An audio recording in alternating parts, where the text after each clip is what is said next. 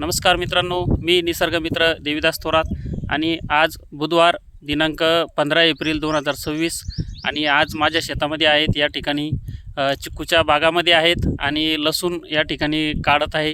आणि लसूण काढताना अचानक माझ्या त्या लसणाच्या वाफ्यामध्ये एक तितुराचं पिल्लू या ठिकाणी दिसलं आणि ते खूप छोटं आहे मित्रांनो, आपण बघू शकता.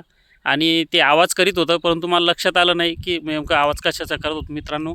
आणि उन्हामध्ये असल्या कारणानं ते खूप ताणेनं या ठिकाणी वाकडं झालेलं होतं आणि ते चालत आलेलं होतं मित्रांनो. परंतु त्याला थोडंसं हे बघा तुम्ही.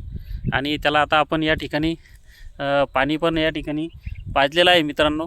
आणि पाणी पाजून त्याला आता पुन्हा थंड चिक्कूच्या झाडाखाली आता मी बसलेलो आहेत. आणि या चिक्कूच्या झाडाखाली सावलीमध्ये त्याला या ठिकाणी बघा मित्रांनो, पाणी पिल्यानंतर त्याच्यामध्ये हे आलेलं आहे थोडंसं उठण्यासाठी. तो पुन्हा चालण्याचा प्रयत्न करतो आहे मित्रांनो, चांगला आहे. आणि आता त्याच्यामध्ये पाणी पिल्यामुळे थोडीशी एनर्जी आली. आणि या ठिकाणी माझ्या विहिरीजवळ मी पक्ष्यांसाठी पाणी भरून ठेवलेलं आहे.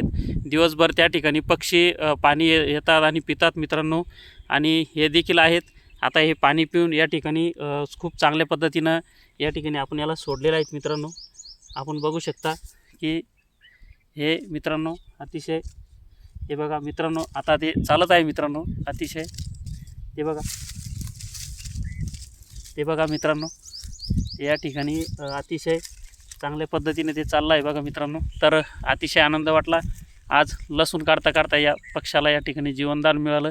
हा तितूर आहे आणि तितराचं ते पिल्लू आहेत मित्रांनो. थंड सावली या ठिकाणी त्याला मिळाली, पाणी मिळालं आणि त्याला जीवनदान या ठिकाणी मिळालं. खूप चांगलं वाटलं. आणि आपण देखील करा. सर्वच शेतकरी असं माणुसकी दाखवत असतात, पण आनंद वाटतो. धन्यवाद मित्रांनो.